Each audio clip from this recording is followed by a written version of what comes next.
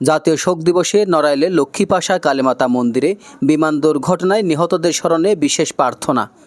শরীফুজ্জামান, নড়াইল প্রতিনিধির ভিডিও চিত্রে বিস্তারিত। রাজধানীর মাইলস্টোন স্কুল অ্যান্ড কলেজের প্রশিক্ষণ বিমান দুর্ঘটনায় নিহত শিক্ষার্থীদের আত্মার শান্তি ও আহতদের দ্রুত সুস্থতা কামনায় নড়াইলের লোহাগাড়ায় আয়োজিত হল বিশেষ প্রার্থনা সভা। মঙ্গলবার 22 এপ্রিল বিকালে লোহাগাড়া লক্ষ্মীপাশা শ্রী শ্রী সিদ্ধেশ্বরী কালীমাতা মন্দিরে এই আয়োজন করেন মন্দির পরিচালনা কমিটি। নাট মন্দির প্রাঙ্গণে অনুষ্ঠিত বিশেষ প্রার্থনা সভাটি সঞ্চালনা করেন মন্দির পরিচালনা কমিটির সহ সম্পাদক ও সিনিয়র সাংবাদিক রূপক মুখার্জি।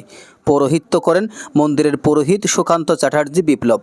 প্রার্থনা সভার শুরুতে নিহতদের স্মরণে 1 মিনিট নীরবতা পালন করা হয়। পরে মন্দিরে আগত ভক্তবৃন্দরা সমবেতভাবে প্রার্থনায় অংশগ্রহণ করেন এবং আহতদের দ্রুত আরোগ্য কামনা করেন।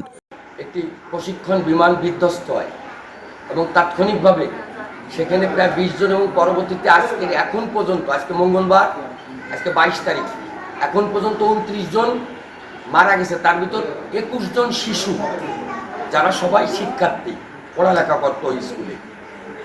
দেশে আজকে বর্তমান অন্তর্বর্তীকালীন শোক দিবসের অংশ হিসেবে আপনারা জানেন সারা বাংলাদেশের মন্দির মসজিদে, প্যাগোডায়, গির্জায় বিশেষ প্রার্থনা কাদের উদ্দেশ্যে? ওই নিহত শিশু এবং আহতরা যাতে দ্রুত সুস্থ হয়। আমাদের মন্দিরের পুরোহিত সম্মানিত সুকান্ত চ্যাটার্জি বিপ্লব আপনাদের সামনে প্রার্থনা সভা পরিচালনা করবে। আপনারা সবাই ঈশ্বরের কাছে, ভগবানের কাছে করজোড়ে প্রার্থনা করবেন যারা মারা গেছে, তাদের যারা আদালত দিচ্ছে, তারা যেন দ্রুত আরোগ্য লাভ করে এই প্রার্থনা করবেন। আপনাদের সবাইকে ধন্যবাদ। এবং সভা শেষে আগত ভক্তদের মাঝে প্রসাদ বিতরণ করা হয়। এজেন নিজামুদ্দিন, ডেস্ক রিপোর্ট।